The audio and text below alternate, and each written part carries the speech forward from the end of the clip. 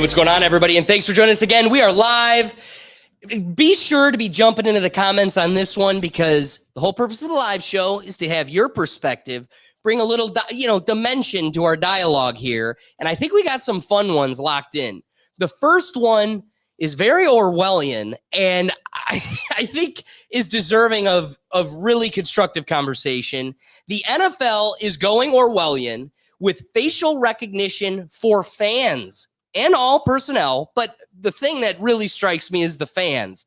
They want to stop Dave Portnoy from getting in with a fake mustache.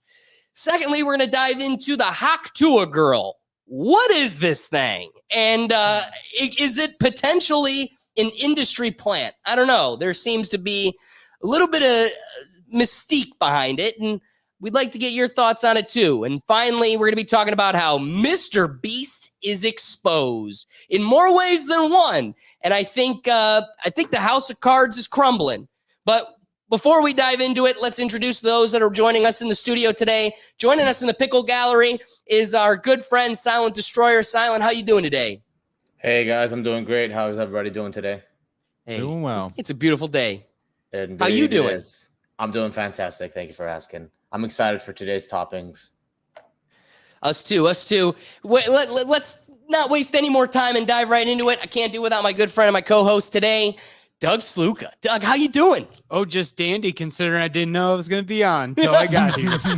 He should have known. He just doesn't read the group chat. It just is what it is, you know?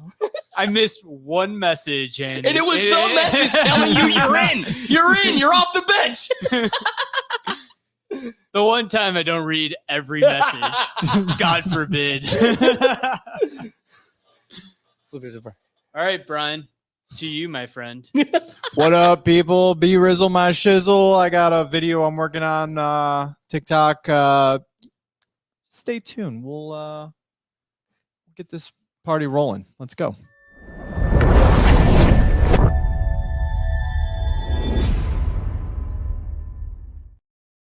So the world around us is changing totally.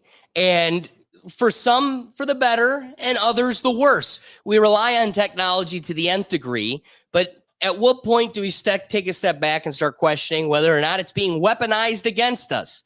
So I just, looking at it, don't mess around at any NFL game this season because starting August 8th, all 32 teams will be using a new facial recognition software to verify everyone that enters into the stadiums. This technology uses AI to create a digital code for each user's unique facial features. As a user looks into the camera to check in for a game, for example, the software will compare their facial features to their digital code and either grant or deny them access. This process takes an average of 2 seconds per ticket and has a 99.7% accuracy rate, even in dimly lit conditions. This technology will be used for express lane facial ticketing, facial payments, where users can link their preferred payment method and ID so that when they visit the concession stand, they don't need to carry around a wallet and instead can pay with their face. This will also be used for facial credentialing to make sure that only the people allowed in special and restricted areas are those getting through to the field, the locker room, the press box, or other official areas. The Cleveland Browns report that 35,000 fans have already enrolled in the facial recognition system, but don't worry. If this weirds you out, you can always opt out of the program and check into the stadium the old-fashioned way using your ticket. The company behind the software is called Wicket, and they say that if you decided to opt in, you have nothing to worry about, that their program is safe, confidential, and encrypted as always. I want to hear what you think about all of this as we break it down. So I have my thoughts, and I want to reserve them before I make a rash decision. Doug, before we dove into this, was quick to say, but this isn't for the fans. This isn't totality. And I agree. The article itself makes the concession that you can opt out of it.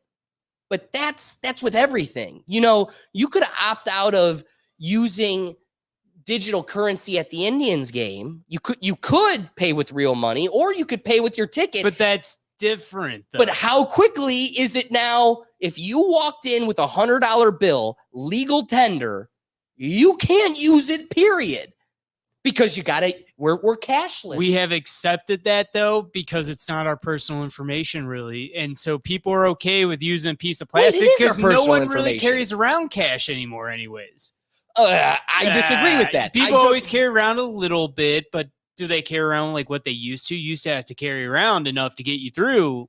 Well, everything. I think that's a generational thing Yeah. more than it is a sign of the times. But even when you say, well, we don't have to give up anything, really, it's that we give up things. We're just ignorant to what we give up. Because when you hit that I accept button and download that app, they're getting all of your contacts, all of their numbers, all of your photos, all of your emails. Why do you all think of your I'm not text on messages. TikTok, man? I don't want China getting my information. I don't want China to get it, but I will happily give it to the Dolans, right? Like I'll give it to a billionaire that I've owns met the them. sports They're team. good people. They're good people. I'll give my information to them. Now, will I give it to who should be a felon, Jimmy Haslam? No. Okay, so Doug's really he's saying I'm willing to give away all of my freedoms to the good billionaire. I just don't want to give it to the mean billionaires I don't know don't if trust. Dolans are billionaires. They're rich, but are they billion? Are they? I don't know, Brian. Can you look that up while we're But anyways, diving into this? You've been to a Browns game in the last couple years, right? Yeah. You went last year, right? And so did I. And so they have the option. You can see the express lanes, and yeah, you can sign up. But I saw much more people going because really, how useful is that to waste your time signing up, going through that? Not everyone has a full season ticket package. Like I used to split with people. Now I have my own with my like family because we decided, screw it, we didn't want to get rid of them. But like we used to split them between like 6 people. You get tickets per game, whatever. We split it up. We never bothered to do that shit. Like that's really for the season ticket holders who are coming to every game every year and they just want to be able to zip through. right. And What am I looking up? I don't think that like that's going to work for the average person coming through. So that all being said, I could totally relate to your position, and I think in the most part it isn't too dangerous. But the question then begs, where does this end? How far down this road until it's kind of like the frog in boiling water? If you're tossed in boiling water, the frog's going to jump out. But if it starts in cold water that progresses into boiling water, the frog is going to die before it realizes it's too late. And that's kind of what we're dealing with here.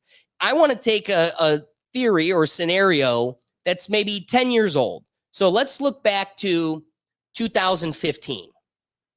In 2015, but I want to use a parallel example. There was this kick streamer I saw that was going through Disney, and he's super, super famous. I don't even know who the kid is. And he's got, all these kick streamers have to have bodyguards now because people are looking to hunt them down in their stream, and they're looking to make a scene and everything else.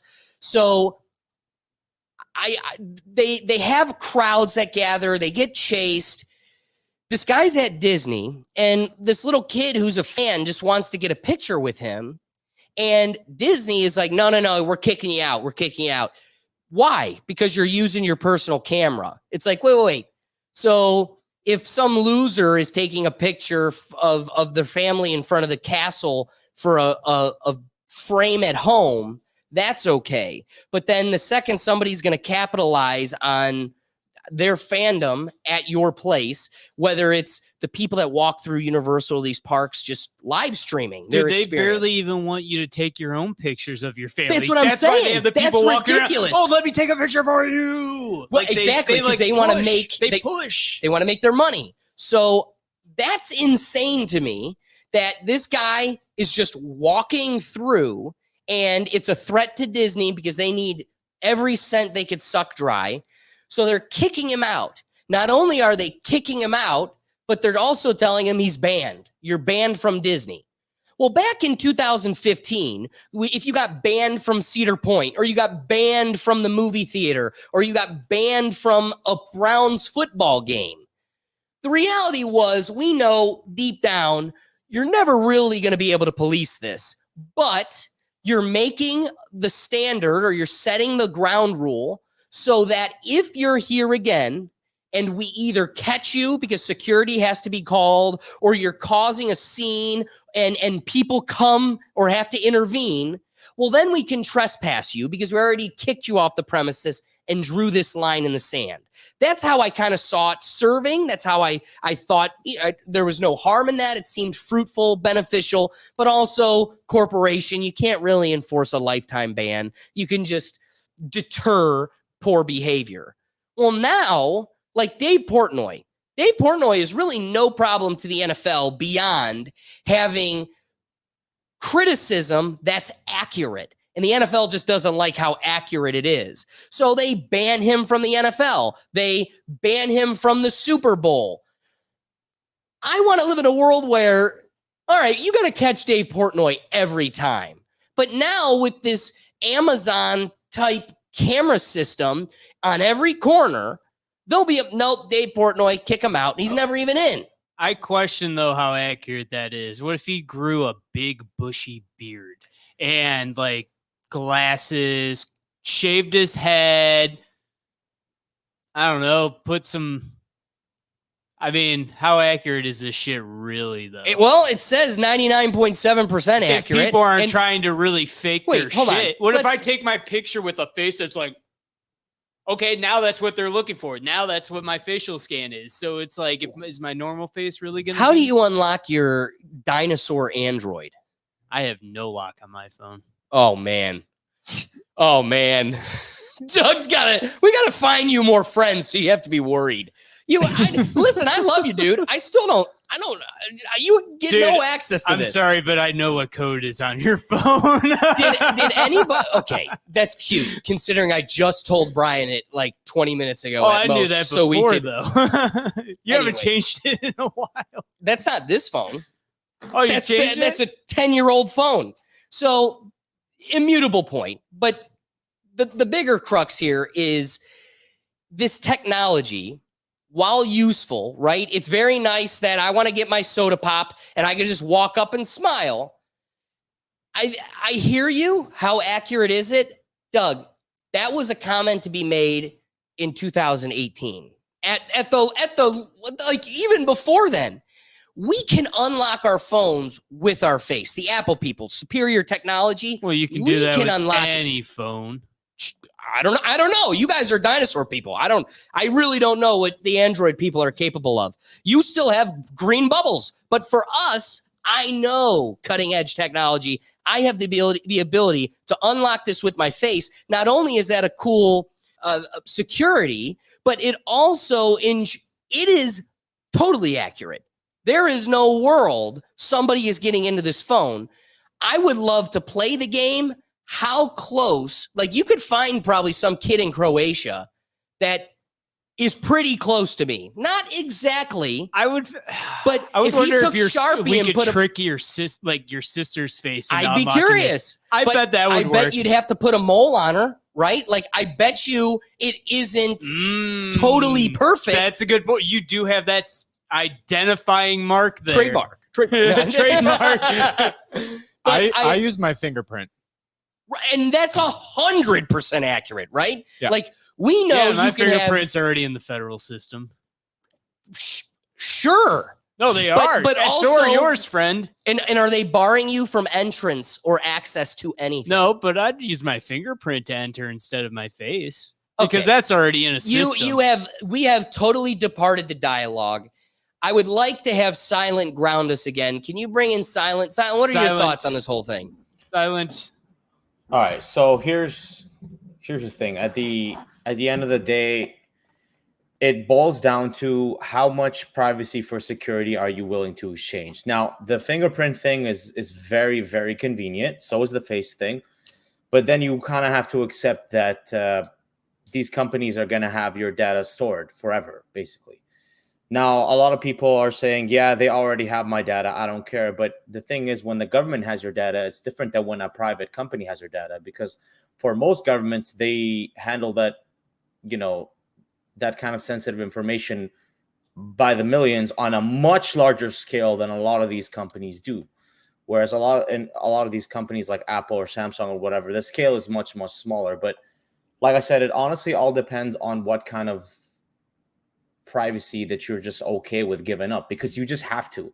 If you have a smartphone, you have to accept that this is part of owning a smartphone. They're Look at always what- listening, man. And look at what Snowden does, right? Snowden, literally every smartphone he owns, he opens it up, he unscrews the microphones, and then he plugs in his earbuds whenever he wants to use the microphones, and then he unplugs his earbuds when he's not using them. What? Like you can go to that extreme. You actually can if you want to. I didn't know nothing that. stopping you, right? And there's a video of him talking about that, by the way. Look it up. It's a little bit old. From That's like, you know, brilliant. from That 2012 or is 2013. actually- But I it's didn't very think- smart. It's like, okay, so you can actually use a smartphone. You can, but you can take out a lot of the stuff that is like the fingerprint, the facial stuff, you know, the sensors. You could just unscrew it and literally use the phone as you normally would. Have you seen like how accurate modern 3-letter agency masks can be now? Like these Yes. rubber masks, you can make a totally different human face look 100% accurate. So what if somebody tricked the system and the identity of Alexander Gergat and this season ticket is like my mask? But then again, I'm spending every game in a mask. Right. And that's the thing. I'm sure there's going to be YouTubers that try to like sneak into the stadium and make a whole video about it. I'm sure that's going to be a series. I can already see it, you know, of just people slowly trying to like see if they can game the system and sneak in. But I think at the end of the day, the whole point is a lot of these stadiums are actually, you know, saying, okay, we're going to do this under the guise of security. But as we all know, that's not really why they're doing it. They're actually doing it to just collect data and sell it, because data is the new oil. And that's what it boils down to at the end of the day. This is a lot of good data that these stadiums can stack up so that they can make even more money than they already do. Sure. That's I what would it is love at to the end of see the how day. the system handles twins. Yeah. Will that break the Oh, system? yeah. Like, think about it. The major antivirus software, which we talked about, crashed with an update. Things always seem to crash with some sort of unintended something. Something happens that you go, oh, that will never happen. What if like twins scan at the same time next to each other and it just boom crashes? Or it gets back to that cute comment I made about like somebody in Croatia that looks like me. I don't. Silent, have you seen the picture series online of people who look like Adam Sandler? I mean, there's photo albums deep of people that look like Adam Sandler. Oh, there are a lot of Adam Sandler They're hilarious. lookalikes. They're hilarious. And what's I have funny not is, seen it. No, I've you not could- seen it. I got to look into I'm that. sure we could do that with anybody. I mean, he's a plain-faced, more regular guy, but I'm He's sure not you could do a that for anybody. Ryan Reynolds, handsome looking fellow that's hard to duplicate. Right. And so again, when they say 99.7% accuracy, and let's just rough numbers here, if there's one stadium that holds 80,000, is that safe to say? Yeah. Browns only hold what, 60? Let's say 60, just for round numbers. All right. So 60,000 people at one stadium. There's 32 teams. Let's say 30 of them are playing on a given week. So you're looking at 15 stadiums each week. At a given week, you're looking at 900,000 people. You are looking at almost 1 million folks going into a stadium, visiting or home team, doesn't matter. If it's at 99.7% accuracy, when you're killing germs with your sanitizer, that's not a big deal. But the 0.3% of 1 million, we're looking at like 30,000 people. So on a given week, you're going to have an issue with 30,000 people where the system's like, you're not Bob, or it's like, you look too much like Dave Portnoy, and you're like, wait, but I'm Steven Johnson from Milwaukee. I'm not Dave Portnoy, and they're like, like the Jurassic That's Park. why I'll just go through with the ticket, man. Go That's with what I'm I saying. pay for. How about this? I pay for a ticket. I'm going to use a goddamn ticket. We just got so Silent. There is a national sports convention that is hosted each year. It's in LA, Chicago, and Cleveland, and it rotates amongst the three of them. This year, it was in Cleveland. Yeah. So we had our Huge event, I heard. IX Center full. I mean, you've never seen so many baseball cards, football helmets, just memorabilia, and an entire warplane hangar full of all of this stuff. I'm perusing with my dad. There was one booklet of old sports tickets, and I was finding Indians Jacobs Field throwback 1993, the year I was born. My dad's like, you were probably even at my this game. dad's got those too. He's got a book of old tickets. But again, you've got the Browns, all these events that we've been going to again since we were kids, and I remember when my dad would get the season ticket sheets for the Browns games. Dude, and it was like a work of art. All of they these. used to make perfect tickets, unique to each game, holographic on them and all that, and they just run through a printer and they put your like seat information on. And so again, what's really cool about it is not only do you have a little piece A memento. of a memento that you could look back to and reminisce of, like, oh, I was at this game with my dad. We ended up coming back from, a 3-run deficit, and it was a blast. Those are a thing of the past. The last physical ticket I had from a game I went to was the game Joe Thomas got hurt and left. So I held on to that because I was like, that was Joe Thomas's last game, future Hall of Famer. I called it then. My dad was like, he's going to be in the Hall of Fame now. Like he's done. He's probably going to retire. My dad said that. He's gonna be in the Hall of Fame. And I was like, I'm gonna hold on to this ticket. Sure enough, Hall of Fame last year. Found the ticket actually this year. So again, you have something you can go back and reference, and like you said, a momentum that commemorates this experience. But not only is that totally lost, and the art form of creating these types of things are totally lost. But now, I mean, we have a giant golf outing this weekend, so. We're not going to be in town to go to the Browns game. So my dad wants to transfer the tickets to a friend. Now it becomes this whole complicated rigmarole. Like here's what upsets you. Well, What upsets you is you've interrupted every statement, Doug. Okay, so not only is there an issue where you have a problem with scalpers. Like again, you're so desperate for every penny that some local hood guys making an extra $50 is crippling you. Like, think about that.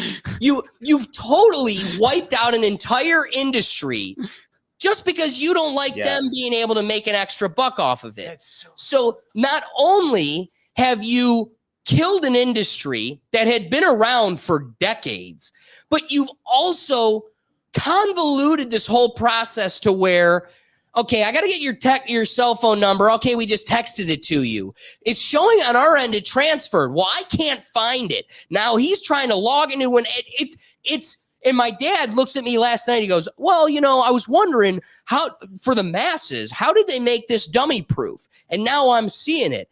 I sent it to him, and it will allow me to take it back until he accepts it. And now it's showing he accepted it, so I can't take it back. Well, here I am. I show up at work today, and he goes, yeah, I didn't receive it. I go, well, it showed on my dad's end on the app that you did receive it. And he's sitting there going, well, I don't know how to access it then. I don't even know where it put it. So whereas there's no mistaking my ticket. I go, you want to pay me for it? Here you go. And then he goes, I got it. I don't have to have the right code, the right app. Wow. Go ahead, bud. Usually you have to actually go into, I think the Browns just actually use the Browns app. The Browns app. You usually have to actually go in because, again, we used to split season tickets. You usually have to go in and accept them. Eventually, all the old people, because it was like my dad, his friends, me, and my cousins splitting these tickets. Eventually, the old people said, F it. They just all logged in with my uncle's login so that they didn't have to deal with it. Think about how insane that is, that it has to come down to that. I mean, Chief Wahoo, such a sin. We need to get rid of it. It's crippling everybody that has any type of skin tone. I feel so terrible. So to get rid of Chief Wahoo, we're going to give you the All-Star game. The Indians host the All-Star game in 2019. Mm-hmm. 21 Pilots is doing a concert for the All-Star game. Well, you had to you had to lock down those. First off, they were given to season ticket holders. They could buy them first. They all got bought up. Well, now I'm on Craigslist. I want to go. Some dude's like, I'm not going. I'll sell them to you. Then it becomes this whole complicated situation where, oh no, they've locked it. I can't even transfer them to you. So I had to entice the guy with a little bit extra cash for him to meet me physically downtown, waste one of the tickets to walk us all in. He scanned me, my girlfriend, Kemp, his girlfriend, scanned us all in, and then dipped. So, and he was so reluctant to do it. I had to not only I had to entice him with the cash, but I'm sitting here like, dude, please. It's Cleveland. It's my favorite band. I desperately want to go. And he's like, yeah, but it's going to be tough for me to get down there. And that's insane. And that's all because Progressive Field, the MLB, or the organization of the Indians are going to lose. They're going to die over some dude in Canton getting an extra $50 because, or if he doesn't get the $50, nobody's there. Not only is the diehard fan not there, but then the tickets are eaten. They're burned. Nobody even goes. So they're willing to compromise the experience and the fans for every extra penny they can get. Dude, and that's purely really just the sports, like Browns use the Browns app. Yep. Unique to them. Guardians use the MLB ballpark. That's all the MLB. So that's at least a little better. And transferring those streamlined, did that for years. What about the Cavs? Cavs, they used to use flash seats, right. But then now that's gone. And I haven't been in so long. I don't even know what they actually use.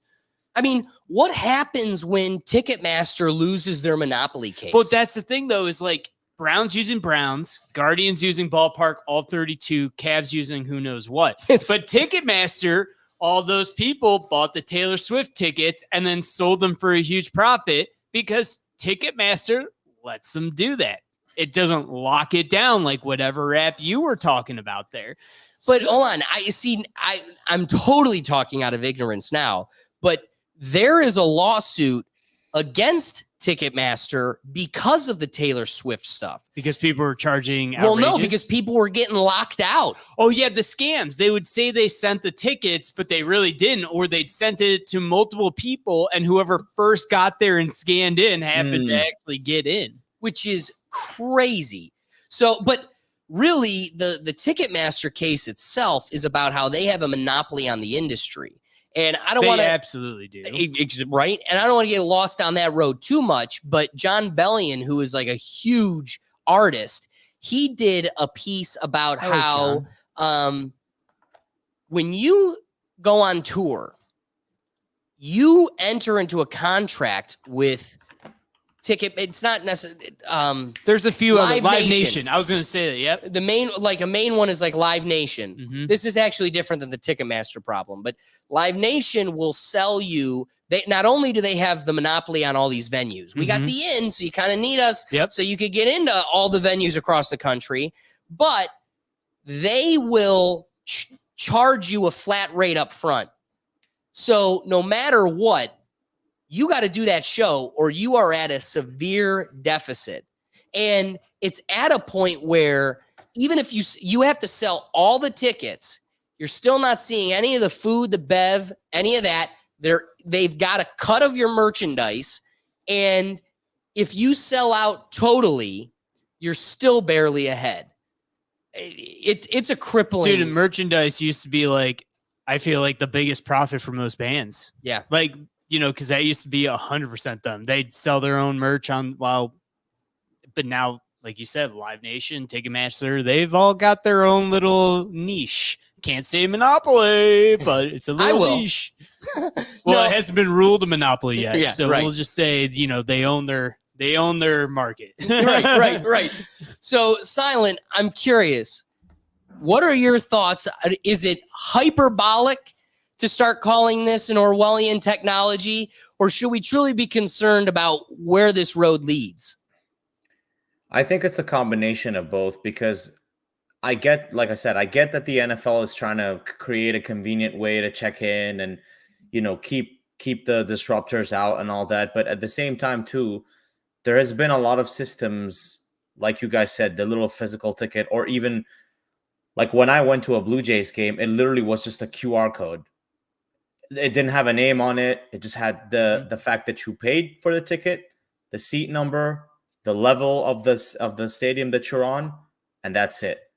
So if you want to transfer it, you literally just screenshot the QR code and send it to whoever. Yeah, I remember doing that a lot. Very, very simple, very easy. I kind of like the system MLB has too. You can also do it through the app as well too. That's pretty cool. I think the NFL is kind of just overcomplicating things unnecessarily, And I don't think this is a right way for them to move forward because, like you said, there's going to be a lot of mess ups. There's probably going to be a lot of people finding exploits and loopholes in the system, and they're going to abuse it and sneak into the stadium when they're not supposed to. But like you said, at the end of the day, like this is all just done for them to have more control, just because they don't want that dude, like you said, to make the extra $50, whoever wants to scalp the tickets, or they don't want people to be able to transfer tickets. And this is probably a way to ensure that doesn't happen. Like, hey, if you're not physically here showing your face to the scan camera, you can't come in. But like you also said, you can volunteer to opt out and just get a regular ticket the regular way. So I wouldn't necessarily call that Orwellian. I would just say, like, hey guys, here's an option. If you use this option and a lot of you do it, we're going to use all this data for us to make more money and to make it more inconvenient for the people that want to make money.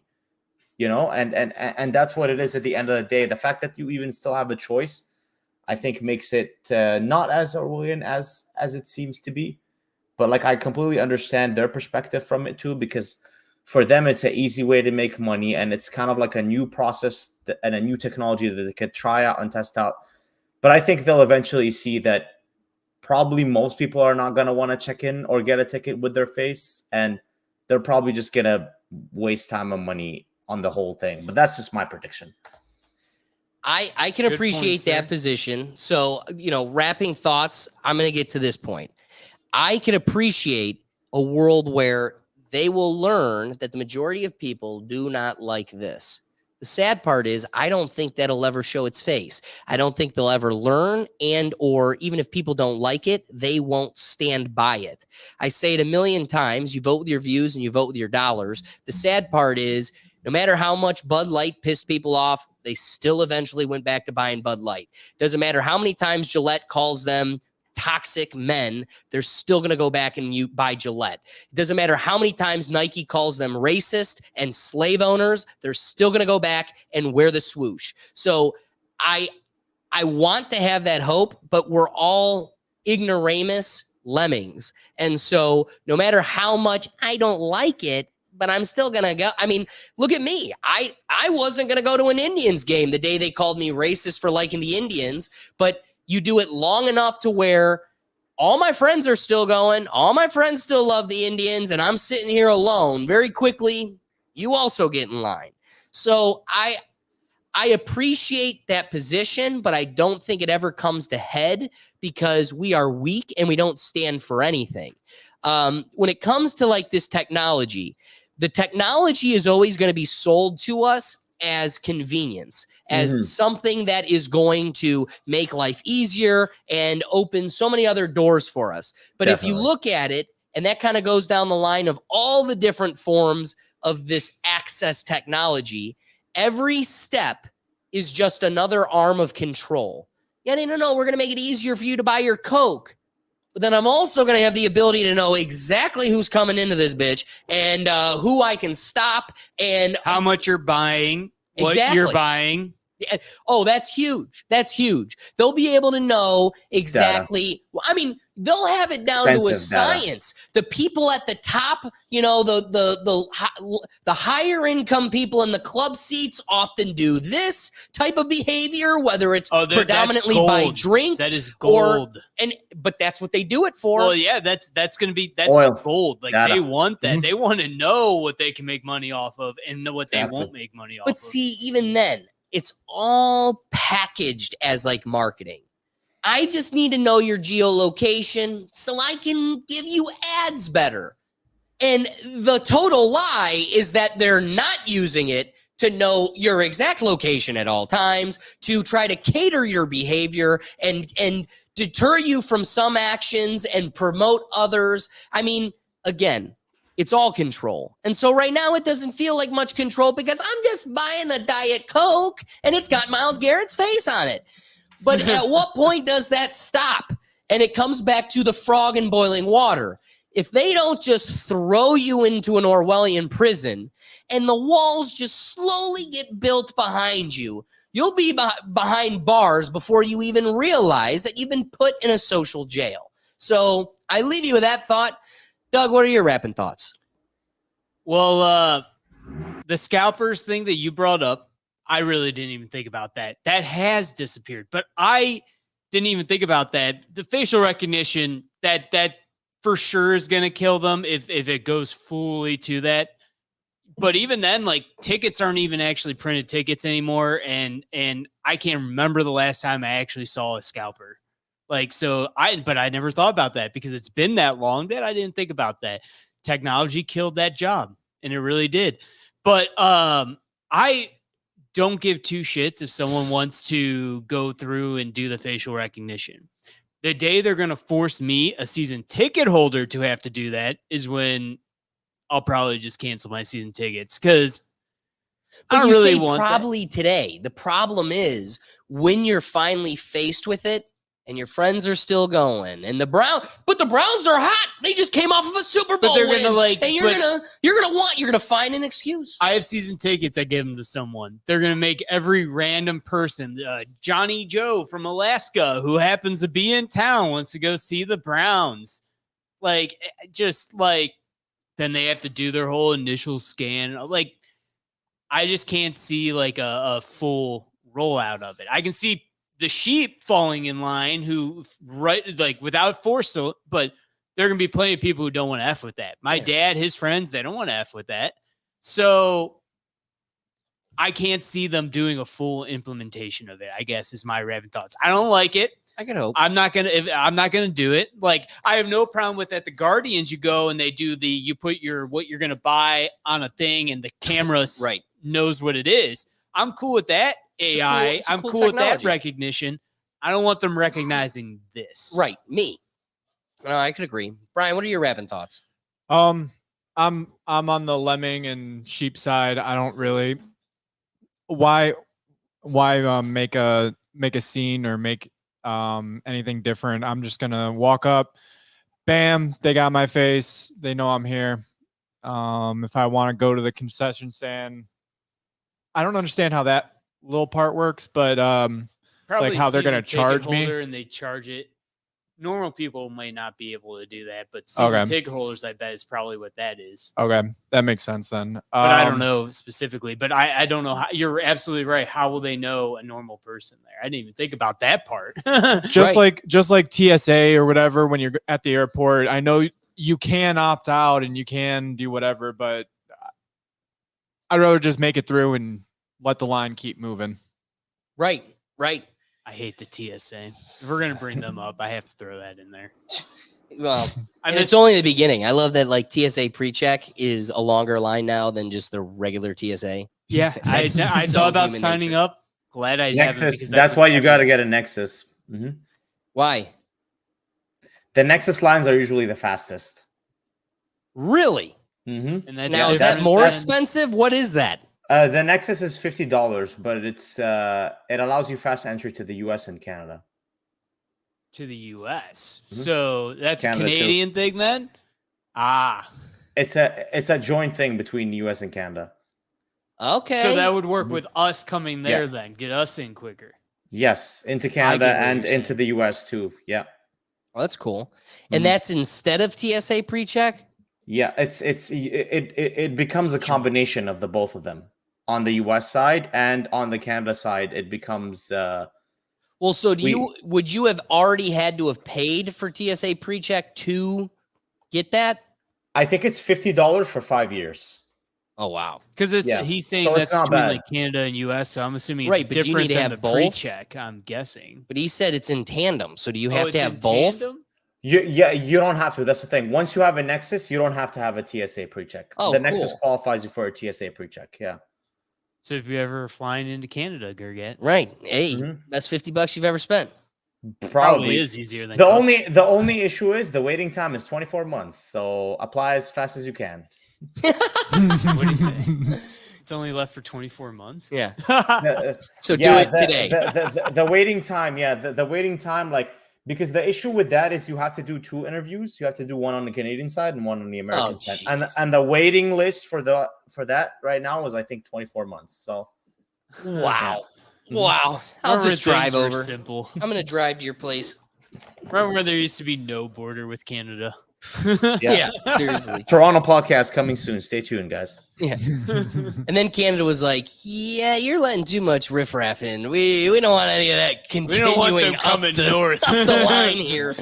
All right. So this next one, I'm going to be interested to get your thoughts. So again, appreciating everybody joining us live. Be sure to dive into the comments because I think at first when I present it, it may seem unhinged, especially I was hoping to have more videos, but getting prepared for today's episode, we had a lot going on. But the Tuah girl. All right.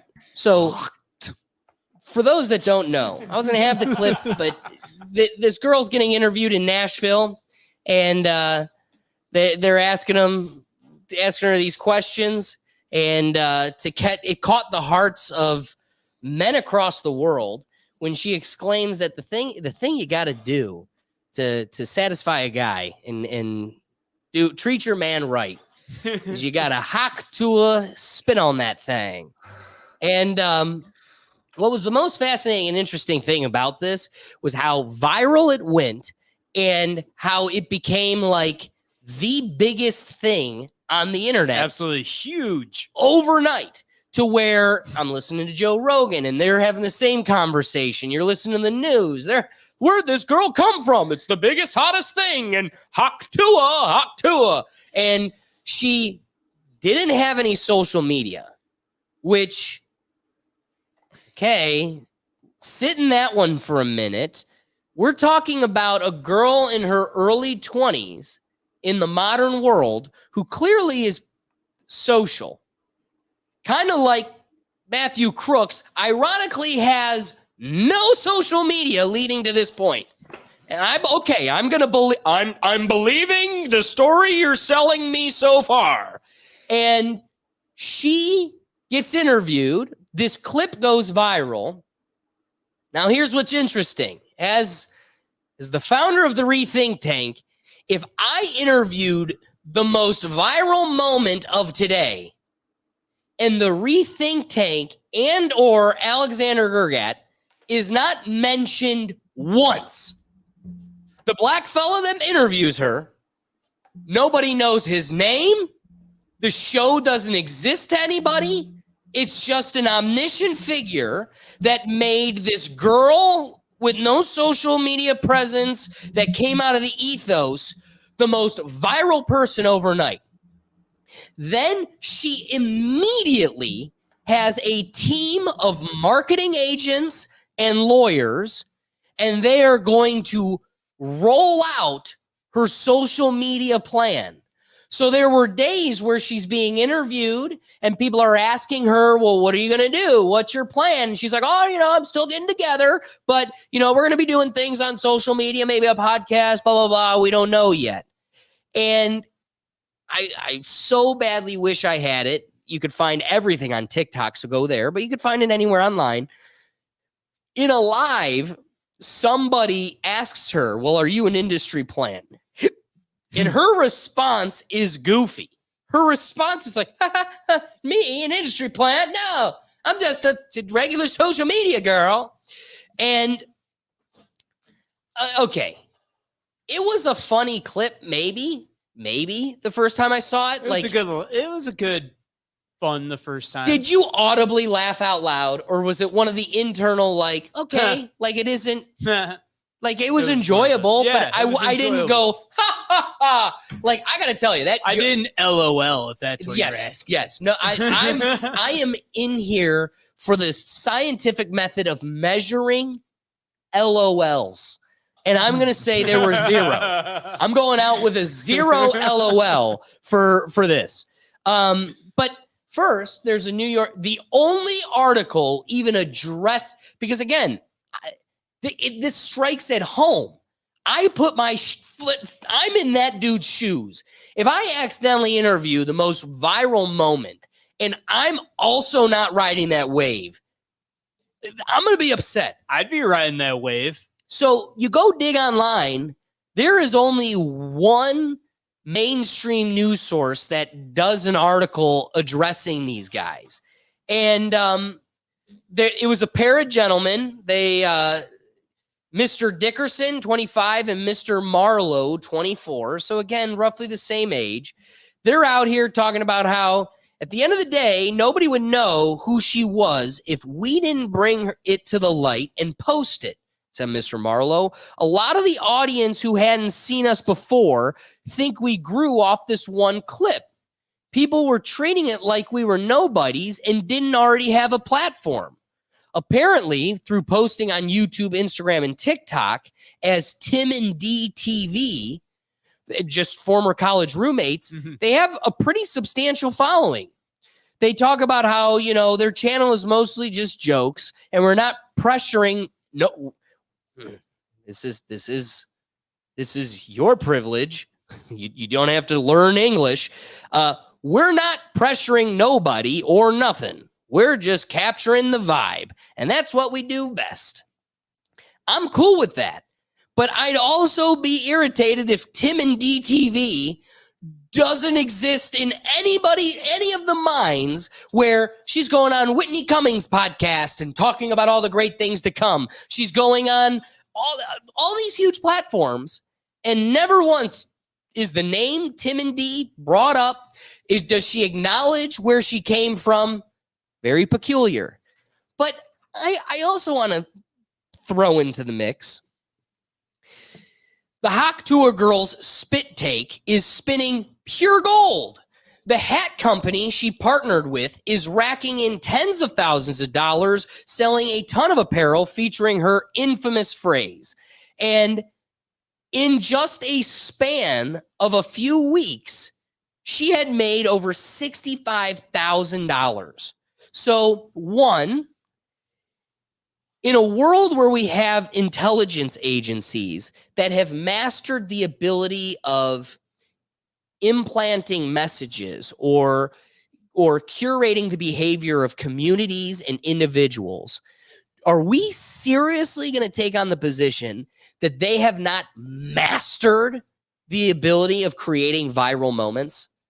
And so here's a girl with no social media background, immediately has a team of attorneys and managers, and they have a strategic plan. This isn't I'm just going to hop in front of a camera tomorrow and we'll just see where this goes. It's everything is calculated. And now at the end of the road, I propose to you all, as we breach this investigation, do you think there's a potential of her being an industry plant? Doug, what are your thoughts first? And then we'll go to silent. So the type of video, like where a dude walks up to you on the street, I've seen tons of those, Right. especially on Snapchat. That format, And probably funnier ones. I'm going to go out on a limb and say maybe Yeah. one or two that were okay. funnier. Well, the most recent one I saw is they go up to girls like, "What would the first thing you do if you had a dick?" And they go, and every single girl goes, "Oh, I would definitely masturbate. I want to know what it feels like to masturbate as a man." That was the most recent one. Definitely funnier than what the guy's like question was. Right? But the format, not unique at all. I will say that, it's not like this guy broke any barriers with this, but she seemed so quick to get on the look. Like if you read about it, it's like it happened. Okay, if some guy walks off in the street, you don't really think, and usually in these types of videos, you're drunk, you don't really give a F, you're not going to even probably see it, notice that you're out there, and then also move that quick, like you're interviewed, and it's almost like, I think it was like 2 days later, she's all of a sudden with an attorney team, trademark, all that. Like, that's pretty darn quick for a random interview on the street. Like, you think these other girls getting these random interviews see themselves that quickly? And usually, are they really posting it that quickly? You interview some girl, you're really going to post it the next day so that she can purposely try to look it up and take you down or something, you know? Exactly. Like, most girls wouldn't want that out there. Most people would be like, nah, I want you to take that down or something. I love that point. What you've got me really thinking on is, okay, I want to take that compare. Doug presents a strong position. I want that to be taken in balance with an example or a scenario that and I could be wrong. This is totally subjective, but what I or evaluate as an organic viral moment. What I evaluate as an organic viral moment in balance to this, which I feel was inorganic and or manufactured. I want to walk down the road of Oliver Anthony. Okay, so this man writes a song, Rich Men North of Richmond, and to the behest of the system that it is strictly speaking against, the people resonate with it. The people make him one of the biggest artists overnight. The dude is huge. And now he went from comparing it to me, little guy in Cleveland doing it to a show of 12 people, to now I have millions and millions of eyeballs on me. Everybody's ripping at my attention. Everybody wants me to sign with their record label, wants me to go with their management team. I went from just a nobody at a local concert to now everybody needs me. Everybody wants me. This man and everybody now with the lens of time and perspective, after the last year or so, people reflect on how he dropped the baton. He dropped the ball. He didn't act fast enough. He should have done more. He should have rode the wave and been the biggest.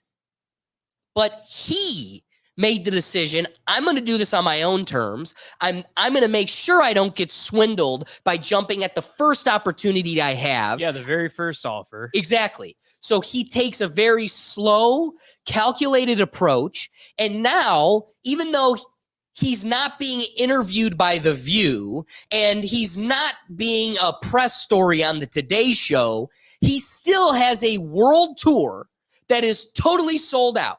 And I'm telling you, if I found out he was going to Cleveland, I'd buy a ticket in a heartbeat. So does he have the machine's power of advertising, broadcasting, and marketing? No.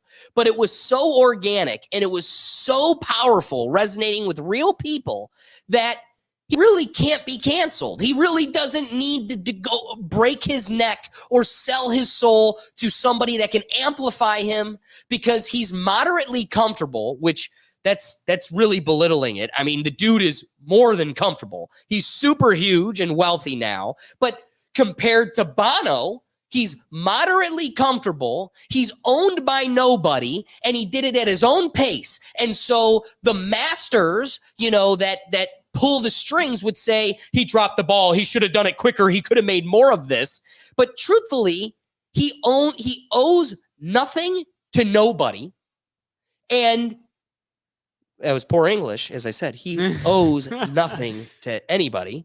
And truthfully, the real benefit is he has full control. He is manipulated by no master. But even more so, let's bring it back to the Tuah girl. For some reason, I mean, at least Oliver Anthony, like, I'm sitting here every day hoping tomorrow a viral video makes me Joe Rogan. So if and when I do, it isn't a surprise. I'm not sitting here scrambling because I wasn't fucking ready. Every day, I'm working every week for that to happen. I wish for you to go viral, friend. Oliver Anthony is showing up every day to your local dive bar, hoping that the right earlobe catches him and he blows up. This bitch was drunk on Broadway Street in Nashville. She did not plan on being the next Joe Rogan tomorrow. And yet she did. She did more than these guys. The podcast that apparently has a large platform. They're out here talking in the New York Times saying, I don't know where all these folks are saying she made us big. We already had a platform. And yet you weren't able to capitalize on what some drunk bitch in Nashville was? I'm going to finalize my point with this. Just this past weekend, the big advertisement in Cleveland is come downtown and party and join whatever the hell her name is. I'm not even going to say it. Come join Tuah Girl, because on her world tour. Her world tour for what? Wait, she's coming to Cleveland? She was here this past weekend. No and way. What's her shtick? It's kind of like Charlie Sheen when he came in town for the All-Star game. Come find me at this bar where I'm going to be drinking. And I'm sure And bars that bar across got the country crazy. pays her to come drink and party at their place. She gets to drink for free. And I mean, let's pause, take a breath. Now take a step back and ask yourself, what is she touring? Like, she got asses out of houses to do what? To look at her? Like on a regular Saturday, you guys weren't, it's called, the bar they were at is The Farm. I've never Farm even down- heard of that. It's huge, dude. It's definitely the biggest bar in the you flats. should check it out. You should check it out. So she went to the biggest bar in the flats. MGK ended up showing up that same night. Convenient. Another mechanism, cog in the machine. But Cleveland Cog. right, the Cleveland cog. But ask yourself, if the regular 30-year-olds, 20-year-olds, whatever, those going out on a Saturday night, if they weren't getting their ass out of their seats to go to the farm on a regular night, what is drawing them for the Tuah Girl? Like, at best, you're going to get a picture with her? Who is she that picture means anything?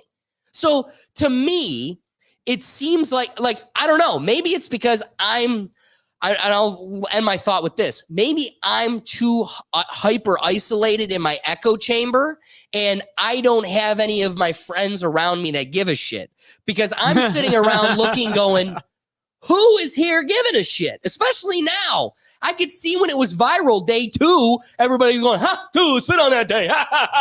But okay, now it's like a month and a half, 2-3 months. Like, what are you excited about? I look and I go, hey, dude, I went to that sports convention and I go, look at this CD. It's signed by 21 Pilots, my favorite band. Who are you going to go, dude?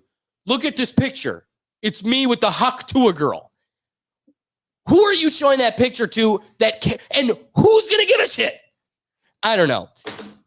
I flip it to you guys. You, and then we'll go to silent. Well, all right. Please. I think she's gonna be touring, touring. And best case scenario, maybe she'll give you a loogie. Best case scenario. That's it. That's your best case scenario. You will get spit on by the machine. Silent, what are your thoughts on this? Yeah, I think she's definitely an industry plant. I like straight up. Like, it's so obvious, just like same thing with Bobby Althoff, how she got Drake on her podcast, and then Mark Cuban and all these celebrities just Great started point. coming up on her podcast, It's like, oh, who's this girl who's like very rudely and trying to do this awkward humor shtick that is, here we are a year later, nobody even remembers her or what she does. Or I think she hasn't posted a podcast in months, or at least I haven't seen it. So, well, first off, you made that comment. Doug looks over at him and he goes, "We need to get Mark Cuban on." I would like to get I Mark was neglecting Cuban that, on. Doug, but I guess I'll give him a call. yeah, let's just cold DM them on Instagram, right? Just like she said she did. It's like, I cold DM Drake on Instagram and he said yes. Sure, Sure, you did. sure you did. Sure, you did. I mean, if that's all it takes, then we really need to start DMing Drake celebrities. has like Let's make this 300 million very plus clear. followers. I am working overtime. They all go unread. Trust me. This isn't a new What discovery. about 21 Pilots? I- You're their biggest fan. You know what? I probably should check them You out. should message them. I'm going to try to catch them in Spain. Be like, Cleveland boy made it to Spain. Hola, ¿cómo estás? Drake Let's has talk. 145. I really like million- Silence Point in that. Drake has 145 million followers on Instagram. So you do the odds of him actually responding to hopping on your podcast. Right. Nailed it. But then even That's more why you gotta so. send an so email then, or a letter, flush that out. physical letter. Let's flush that out further. So I like your point. You're a needle in a haystack. I mean, 1 in a million. What are the odds? Especially when every panty in the world is also DMing him. They just want to hock Tuah. Like, you're actually trying to get him to do a job. You're DMing him for a gig, and there's another 50 million people just trying to hock Tuah him. And somehow you got his attention? So let's put Bobby's podcast aside. What's even more interesting is the few people that are lemmings and mindless that have any bit of intrigue in listening to this girl. If you take that time and you listen to her on Whitney Cummings' podcast or on this show or that show, these recent, internet tours she's been doing, where have you yet heard any laugh? Like, she hasn't made me laugh. She hasn't made me think. She hasn't made me, you're not even giving me, your value right now as a celebrity is what? A personality? I'm not even getting any personality that makes you worth my attention. She's just trying to bank on that 15 minutes. I mean, dude, if you got your chance to have this type of attention, you would be selling Rethink stuff too to anyone that would want to buy it. You got to take advantage of your 15 minutes because soon I agree. They will be gone. But can we agree as well? The core of this inquiry is how, yes, you would capitalize on your 15 minutes. The most bizarre piece of this entire story is how this broad of all people got 15 minutes. How quickly, she got everything. Fast, slow, whatever. How does she have 15 minutes of fame, period? Like, it isn't the guys who were running the podcast whose clip went viral. Like, I also want to get into, I got to sit here and tiptoe trademark and copyright rules that YouTube has and TikTok has. And truthfully, as somebody that went to law school, I do think a lot of that red tape is bullshit. And I look forward to the legal opportunity to fight you all. But that's its own side story. The main point is me and Brian with our Sunday morning show that is taking internet clips across the world, we have to walk a tightrope. And I still know with their arbitrary rules, they'll say I'm violating copyright and trademark. I believe in a courtroom I'll be able to defeat them. But the real crux of the point is DTV or whatever, D and me and D, whoever they were, they own that clip. And so for the Daily Mail to run an internet story, for the New York Times to run their story, for Good Morning America to show the clip, because they all play this game and they all believe this rule is real, they all would have paid them. So those guys would have had the biggest payday. But for some reason, they weren't enriched by this situation. Their brand wasn't enriched by this situation. They are in 0 interviews. I want to take another one. This one might be a little bit of a long point, but I promise you I'm going to bring it back. I think TikTok does a great job. One, they entrap you with a totally addictive algorithm. But then they also know, they have replaced music labels as having the control over, who succeeds and who dies, because they can make you Almighty instantly. Caesar with That's that's what TikTok has become. They have become the decider of who exists and who doesn't. We will make your song the biggest song overnight because we'll make it some stupid little TikTok trend where everybody's dancing to it. And then they also do a great job with that algorithm to continue to repeat it. And if you are stuck on that algorithm, stuck addicted to TikTok for 2 hours, over the course of 2 hours, you are going to hear that every 3 minutes. And it is slowly being embedded into your brain. Now, I make that's the preface to my point. There was a night where I'm going to the bathroom, and can you bring Silent in? Because he's going to probably help me. It's the middle of the night, and it's one of those, what was the viral line? If you can remember, please jump into the comments. But it was like Joe Byron, something like that. Like, do you remember? Some guy was interviewing a homeless guy, and it became a tagline that everybody was saying. Do you know what I'm talking about? Sidewalk, yeah. The YouTube channel is called Sidewalk. They're from New York. They go around interviewing people. So what was the line that I'm talking about? Are you talking about when he's like, yo, Joe Byron, take me out to dinner or something? Boom. That guy? Yeah. Joe Byron, take me out to dinner. Take me out to dinner. Yeah. I am sitting there and like half asleep, like literally in a daze. The whole room's dark and I'm just, Joe Byron, take me out to dinner, or whatever it was, like whatever the line was. And that made me reflect on like this isn't even a song line that I find catchy that I'm listening to 100 times. You've gotten a homeless guy saying 2 sentences stuck in my head. So I say that because here is a channel. What's the channel? Give it to me, Silent. What was their? I just put the link up. It's called Side Talk. They're Perfect. from Brooklyn, New York. So you've got these cats called Side Talk. They go viral. It's a heavy set white guy. We don't need the video. Okay. So you got some heavy set white guy that interviews a homeless guy. The homeless guy in the interview goes viral. Joe Byron, take me out to dinner. But guess what's interesting about that organic moment, Silent, is the dude who owned the channel also got bigger, right?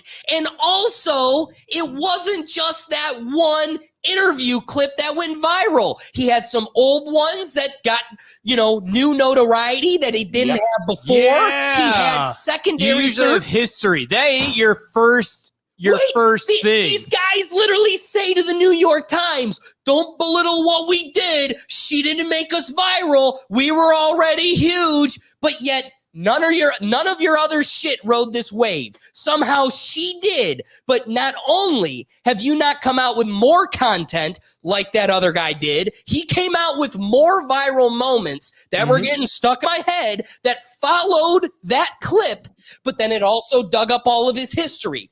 We are not experiencing it with these 2 cats that interviewed her at all. Yeah, that's right. Those guys actually got to like do a thing with Drake. They got to do a thing with Casey Neistat and a bunch of other like big New York rappers too, and big hip hop artists and things like that. Yeah, definitely. That's peculiar, dude. Massive difference. So with everything being said, I'm gonna wrap up my thoughts and then Silent, I'll toss it to you. So for my wrapping thoughts, I don't see any other way to classify this beyond it being an industry plant. And I'm not saying all industry plants are terrible. I mean, hell, I'm sure Will Smith is one at this point, but like, I'm not going to hold a grudge or have an issue with it if I'm having fun. Like, guess what? Joe Rogan goes live on Netflix. His last special was so dog poopy, I didn't think I was actually going to enjoy it. But he honed his craft for 6 years, and honestly, I think that was one of his best specials he's had, period, let alone in the longest time. You get better with time. But I logged in expecting to be disappointed. I thought it was going to be bad. If I sit back and am measuring for science, LOLs, if I'm audibly, ha, ha, ha, you win, And you do that enough times, or you do that more than the other guy, you're going to be my favorite. And the more you do that, the more you're going to continue to hone my attention. So what really perplexes me with this broad is, where are the ha-has and the hoo-hoos? I barely laughed at the first clip. Well, I she's thought it was got the cute. hoo-hoos. Yeah. That's the only thing Doug's looking at. But I'm just saying, the first clip didn't really strike me like the greatest clip I've ever seen. It was okay. But now I sit back and go, what is the thing that's supposed to have my attention now? It isn't, she doesn't do the podcast. She's the guest. Okay, so you don't have me because you're a good orator. Okay, well, then you're the guest. You're not the best guest Whitney Cummings has had or Barstool Sports has had. So you're not even the best. Like, Mark Norman never had a podcast for the longest time, but he was everybody's favorite podcast guest, and you would not miss an episode when he's on this show, that show, or the other. So you're not even the best guest I've ever had. If the only thing you can bring is the head bobbing and, you know, whatever at the cloak at the farm in the flats in Cleveland, then that's really your ceiling. I mean, really, her big public moment after going viral was being on stage with Luke Combs. You couldn't even be the master. It's a huge stadium. It's a huge audience. You couldn't even be the master of ceremonies when given a free mic in front of a free giant audience. So when I look at that, I ask, what is the thing that makes her worth our attention? And when you sit back and go, really nothing, that should pretty much tell you everything you need to know. Silent, rapid thoughts. What do you think? Yeah, exactly. I mean, that's a massive back fumble, by the way. You literally could have came up with a joke, like a one-liner, a zinger, something real quick. Like, if you got put on a spot like that and handed a mic like that, come on, you got to do a little bit better, just slightly, you know? Just like, hey, how you guys doing tonight? No one says anything. Okay, bye. Just hands mic back. You know what I mean? Like, she definitely did fumble that back. Very weak. And I think at the end of the day, just like you said too, like, I'm literally looking at Tim and DTV right now, and all of their videos, they've been posting for about like a year, and all of their videos have like 10 to 100,000 views, right, on that average. Except the one video with her, they have 6.5 million with that one video, and they posted another video 4 hours ago. It has 500 views as of now, but like, that's something that I have noticed about the channel, is that they don't post very frequently. They only post like maybe once every few months from what it seems. And it seems that before that video, they hadn't posted in 4 months. So there's something going on, because we all know, like, if you want to be a content creator, they had to have their initial presence. They had to make it not look too crazy that all of a sudden they blow up. Yeah, right. and as content creators ourselves, we all know that the biggest people that get rewarded, as has been said time and time by successful content creators, is you being consistent and posting consistently with some sort of schedule, whether it's, you know, once a week, once a month, but it's the consistency usually that gets rewarded on social media, especially on YouTube, especially on live. I don't know. The whole thing really does seem very fishy. I definitely think she's an industry plant, but just like Bobby, she's probably going to have her viral moment and then just fizzle into the shadows. And just as quick as she came into the spotlight, she will come right out of the spotlight with the same speed. I love that point. I love that point in that it did kind of annoy me. This Bobby girl becomes like, is she going to become Joe Rogan or Tucker, you know, the #1 show? Are they able to do that? And I think the crux of your point wraps the perfect bow on this, which is them fizzling out tells you that the wave they were riding was totally manufactured, because it wasn't the people. Exactly. It was the noise and the projection that the system can create that was able to artificially make it seem like there was even a wave there to begin with. Look at Sketch, right? Sketch, another perfect example, right? Sketch is just a funny guy who's been consistently live streaming while he works for his family business on the side. And again, one of the most socially crippling exposés comes out, which would destroy any person's social, standing or audience.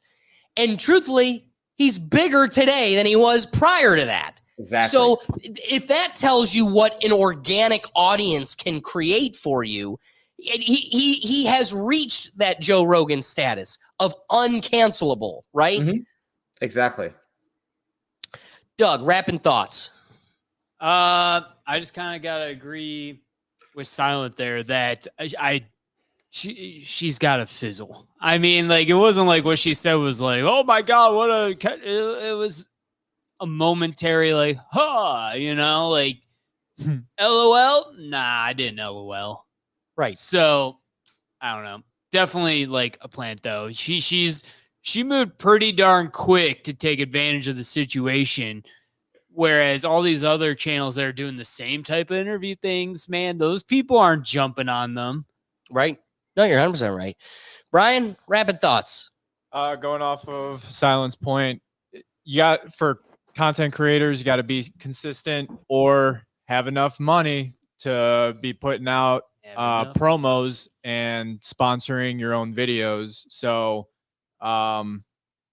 being an industry plant, that's what it sounds like to me. They just pushed all the money to this one video, and there was no way that everyone could ignore it when everyone saw it, and they were like, oh, it seemed like a raw moment, seemed like a cute girl. I could, I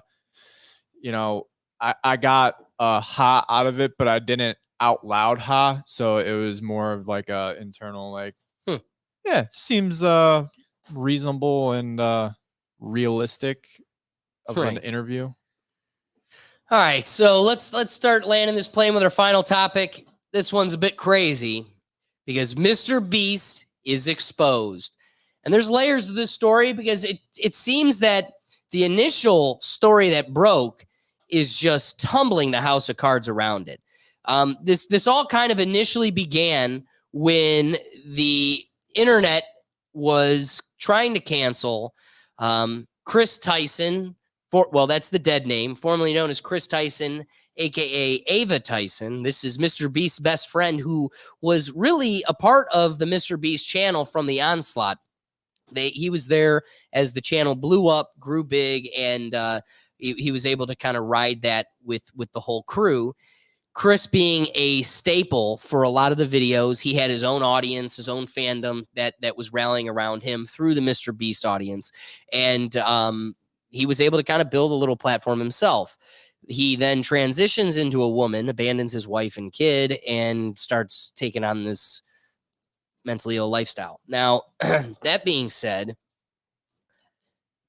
the rainbow people that try to criticize us for having any inquiry into this mental illness, they don't like it when you keep walking it, the mental illness, that is, how far deep it can go, right? So when you want to defend and protect a body dysmorphia, which is a mental illness, you never really know how deep that problem goes or really what you're protecting. And you're not addressing the issue when you cut off limbs. You're really just kind of reinforcing the issue worse.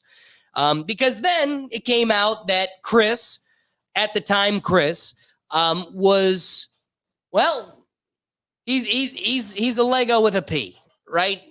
Or how do we want to say this? He likes children, and all of this evidence is coming out. He's got this problem, and a lot of people are taking it out on Mr. Beast. And Mr. Beast, this was dated July 24th. Man, I thought this would have been much longer ago. That's how quick this is unraveled. Like, this is the beginning of the story. It feels like this was at least June. Over the last few days, I've become aware of the serious allegations of Ava Tyson's behavior online and I am disgusted and opposed to such unacceptable acts.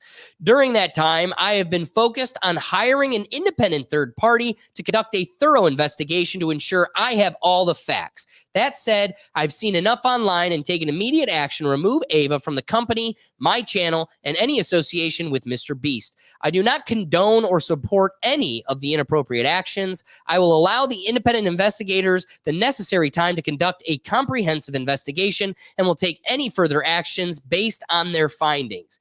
And now, again, with the perspective of time, what follows that is Mr. Beast claims that he knew of none of this. His acknowledgement that this was going on, but he was unaware of it, and it was totally unbeknownst to him.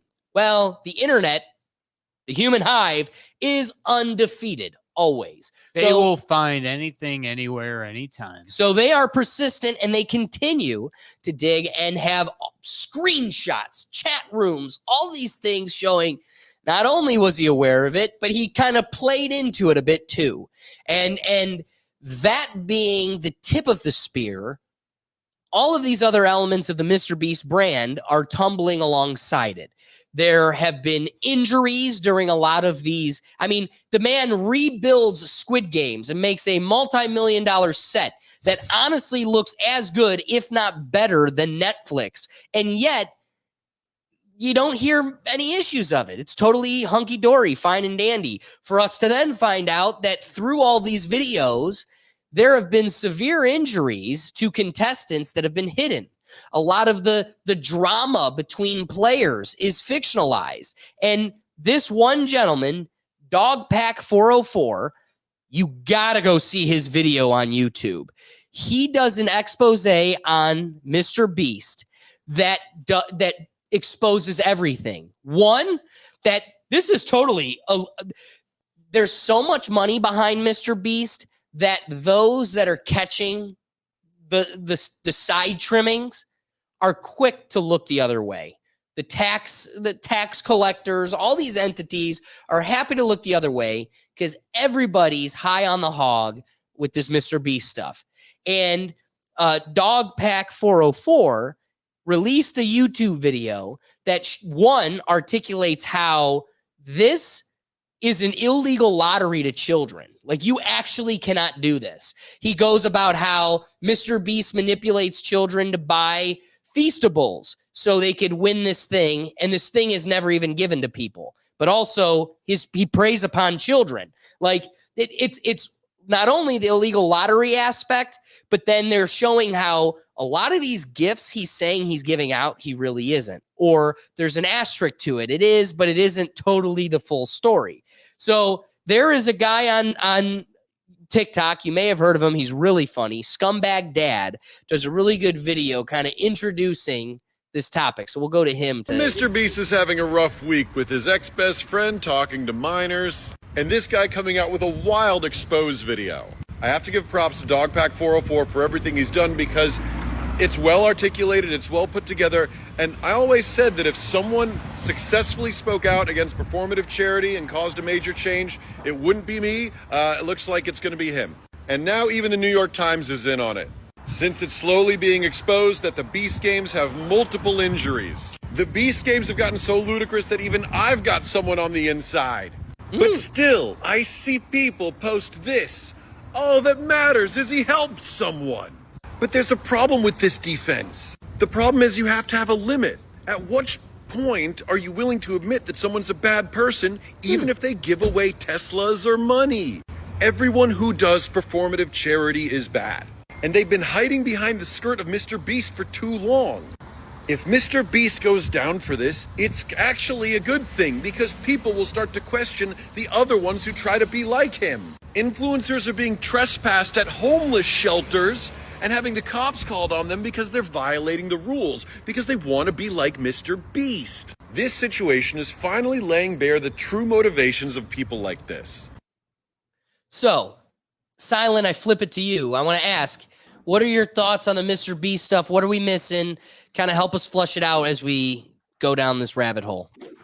Yeah, I think honestly the thing with this, like, what makes it crazy is that he knew that his best friend was that kind of person, and he just kind of like swept it under a rug and went along with it, because at the end of the day, there's a fine line between having your friends and having a big multi-million-dollar internationally recognized business, and there's a lot of like reason why a lot of people say, and at least like, when I was in business school, when I was in university, they say, if you're going to mix business and friends or business and family, you need to be very careful when you do that because of such things like that. Because when your friends are your business partners or your friends work for you, you're going to let things like that slide in when usually those kind of things do not like get swept under Right. the rug, and you get fired and you get like, okay, oh, he said that 10 years ago. Yeah, we don't want him here. Get him out of here. Oh, because You hear you're that, Brian? That shit you're doing with your socks are done. We're done. We don't support it anymore. Yeah, screw you, Brian.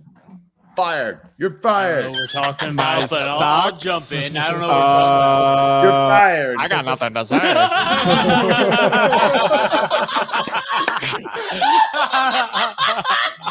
Yes.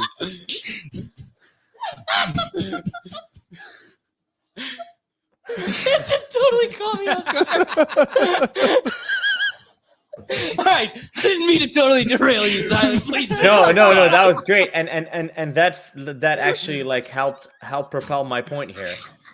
The point is, your best friend's a creepy weirdo. You knew he was a creepy weirdo. You kept him on anyways the whole time, and the only reason you're firing him is because we found out he's a creepy weirdo with receipts and screenshots.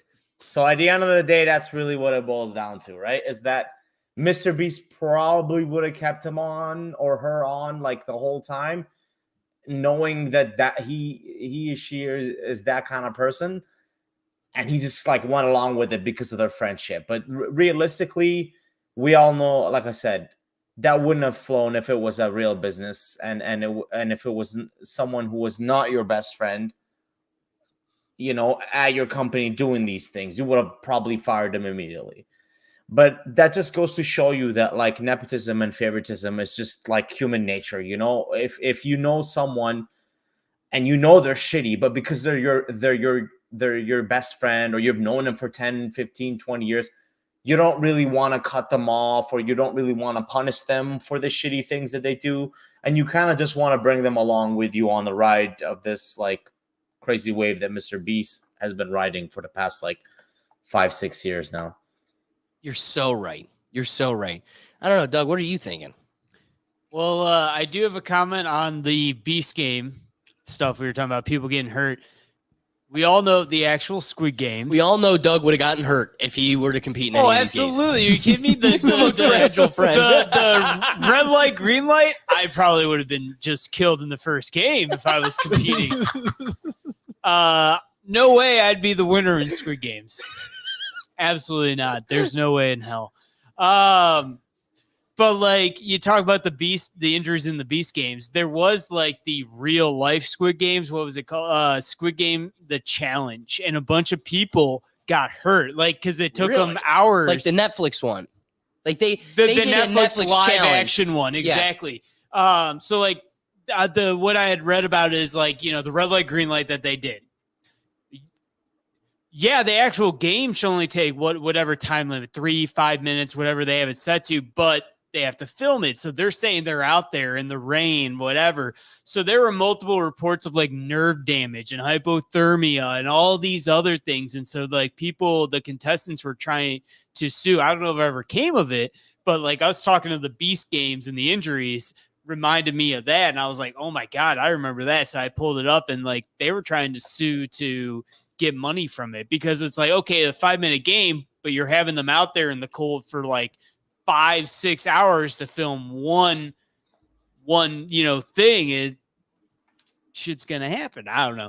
Right. But like you're talking about that, it's just, I thought about that. Yeah. And people are gonna get hurt when you try to do this type of shit. Exactly. And again, in Mr. Beast's defense, you want to be on my show. You want to compete for $1 million. That's exactly it. You want to be on there. You signed away liability. Like, you're the one that wanted to climb on my Squid Game set. I'm sorry that you broke your ankle, but you signed this piece of paper. But I based on the, expose by Dogpack 404 and a lot of what's coming out is the nefarious burying of unsafe mechanisms, everything else. Yeah, Brian's got the page here. Brian, scroll a little bit further. So first off, in 12 hours, go back up to the button. Part 2 comes out, and Dogpack 404, this will be tomorrow, swears by the fact that this is the final straw that makes it all tumble. He's of the belief that he's already kind of set ablaze to it all. Following that, Mr. Beast and his team has done a cease and desist. They're trying to remove the video. They're trying to silence Dogpack 404. Dogpack 404 actually worked for Mr. Beast, the company, and was on a lot of these sets. Now, so, is he trying to cut him off of X too? Like anything on X? Well, they're saying part of the legal doctrine was here. Scroll down; it'll actually show it. Just a little bit right there. Boom, boom, boom. Would Elon Musk right really there, let them silence him? Right there. He says how the company you divulged company secrets, you violated the NDA agreement, but also there's caveats in NDAs to where for safety or emergency, you can expose things. They're always that. Yep. So Can't legally say someone can't go, you murdered someone. right. So they can't let that. No, I agree. So they do a great job of exposing a lot of the different issues here. But one of the things I do want to inquire to the group That's a good one. I love that meme. Like it is funny. Here, go down actually a little bit further. I think it's the next one. So like it's after, keep going, because that's another thing, the microplastics we're all eating.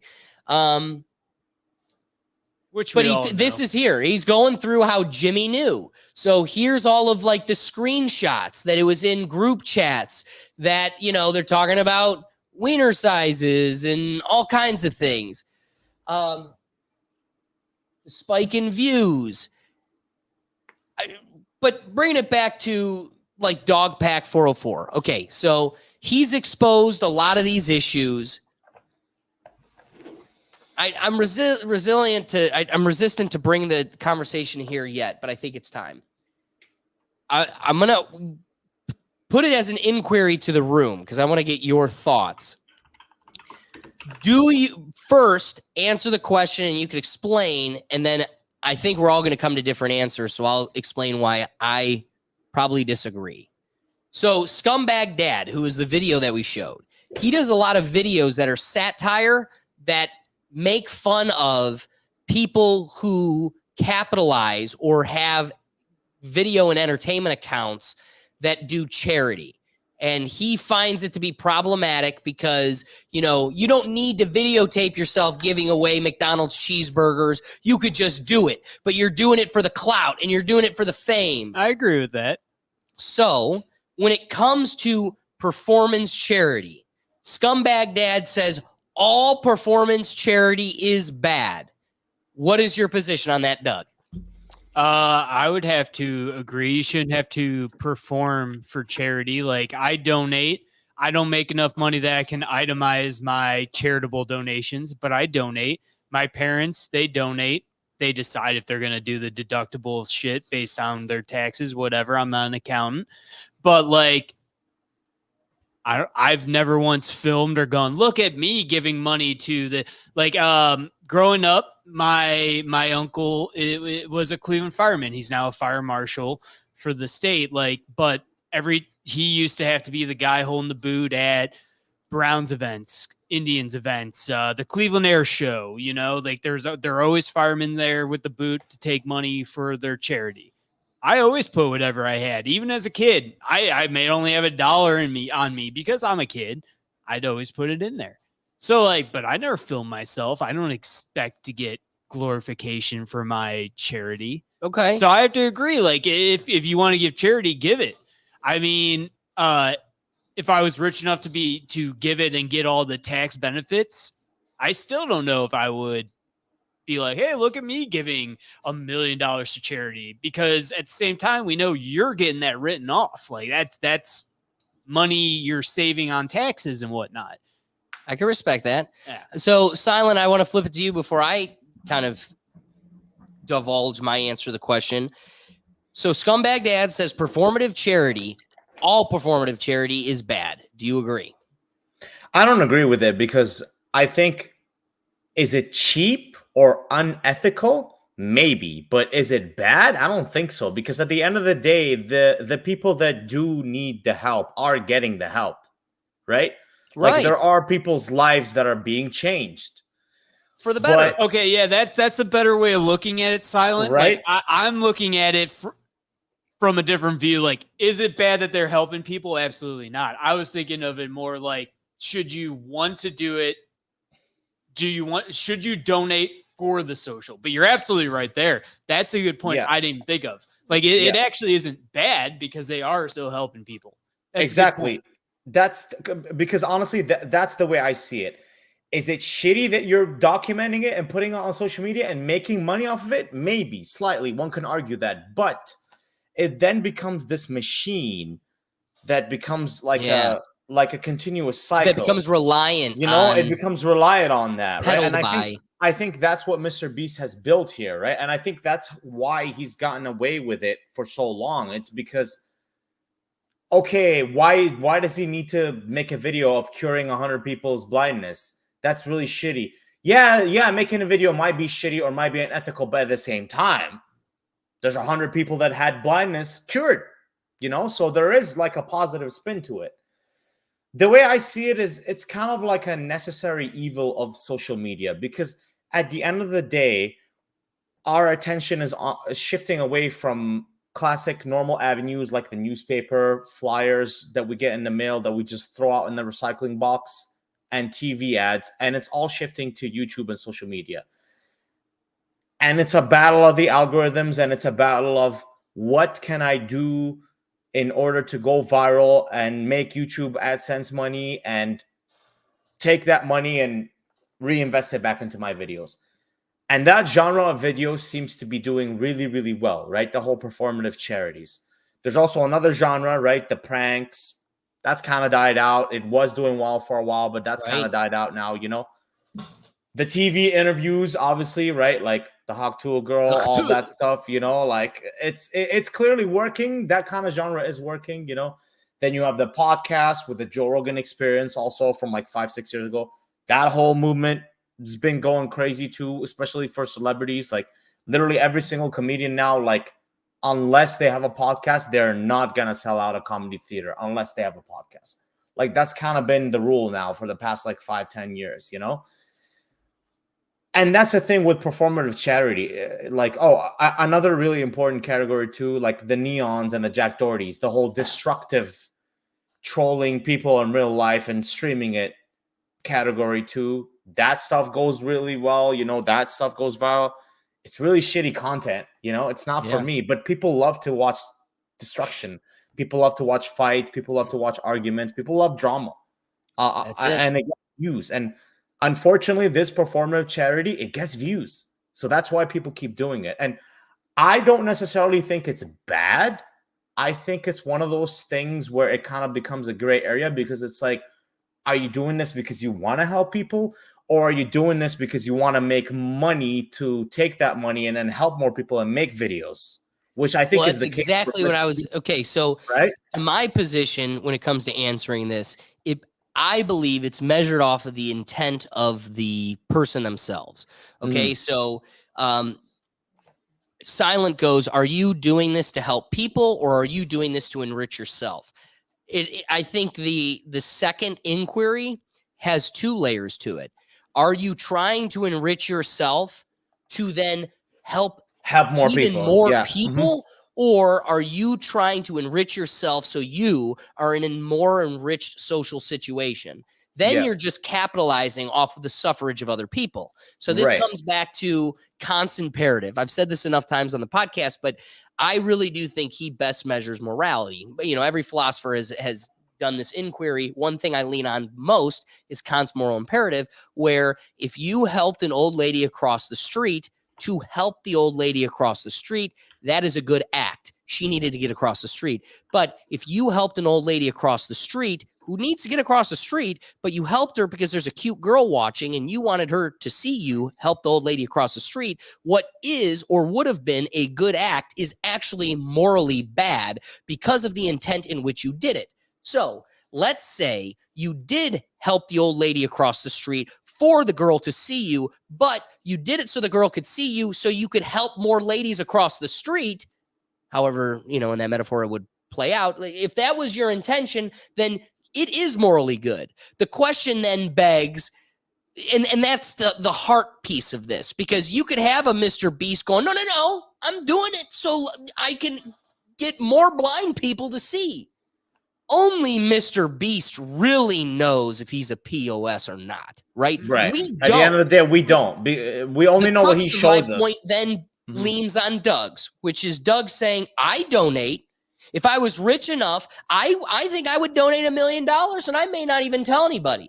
But what's crazy, Doug, is you don't have $1 million to give. I donate what I can, but no one gives a shit. The bigger point is you don't have $1 million to give. You have $1 to put in the fireman's boot, and that maybe helped a quarter of a person. You really didn't even help. That was as a kid, I said. I let you finish your thought in its entirety. So my position is this. You give $1, you help 1/6 of one person. However, if I can film myself helping this 1/6 of a person, and then tomorrow it gives me $2, and now I'm at a 1/3 of a person, and then now I have $3, now I'm at half a person. If I'm able to use this to where, videotaping me giving you $1 million gives me the ability to give $1 million now where I only had Juan, I think you're a pretty damn good person. If the whole goal is to I just want to stay comfortable, because again, that's been the Mr. Beast narrative, is like, I don't need flashy cars. I'm Mark Zuckerberg. I got plain clothes but we know that's not the case. We know you've got the biggest suites and the biggest villas. We know that you are living high off the hog, but still moderately to a point where you're able to spend all this money on your channel, all this money on charity. It's all good stuff. But the crux of the point is we know really where your heart is based on how you act, based on how you carry it out. But the craziest part is, I love that conversation, right? The philosophical dialogue about the charity aspect, because Scumbag Dad is passionately fighting anybody that does this. And I look at somebody like Jimmy Darts, who has 3 million followers and is helping. There are 6 new videos every day. And when you watch a starving Mexican maid in Florida get $5,000 and it change her whole life, at least temporally, that not only is a damn good thing, but it has a massive ripple effect. It makes you feel good. It makes you want to do something. Exactly. It makes the audience. So I think where you have a complacent audience, I mean, here's my thing. I've become pretty jaded. As a person that works every day and half of my paycheck is taken every time and it goes to all these welfare programs, including gender study classes in Pakistan, when that's where my money's going, I become a little bit tighter with my money. I take where they spend my taxes a little bit more serious. As a result, when I'm walking down the street in Cleveland and a homeless guy tries to pull on my heartstrings, there's no strings to pull on. They've all been sliced. I consciously have no heart for them. And that makes me a bad person. But at the same time, I look at totally capable people that could do something, but they sit here and feel like, well, no, I want to do nothing today and get some of your money. And that just doesn't work that way. So as a person that's totally jaded and would confidently walk past every single one of them every time. This compels me to somehow insert this into my lifestyle, whether it is some sort of platform or medium, or it is personally, it plants that seed in me. It has that ripple effect down the line. And even if it compels Sid from Toy Story to do this thing, and I'm only doing it to get rich. Guess what? He still saved 100 blind folk from never seeing again. So Exactly. even when you've got a shitty black heart that is doing this for immoral reasons, we still got 100 blind folk that can see now. So I still fail to see any world where these things are bad. If we can create a system that incentivizes shitty people to be good, do you find that incentive anywhere else in our society? But we got lost in the bigger philosophical conversation, and it strayed us away from a bigger legal issue, which is, and I really didn't do a good job of articulating it. If I wanted to do Super Bowl squares, where I have 100 squares and everybody gets to buy a square, and at the end of every quarter, I do a payout. Uncle Sam can knock on my door. They don't, because, you know, they want to give the illusion of freedom. They don't want you to know that there's a Overwatch Big Father state yet. So they let you think you're getting away with it. They just spent like $100 billion on making the IRS the biggest police force in our country. There isn't a penny floating around here that they don't know about it. Sure. Tax man cometh. They'll get their money.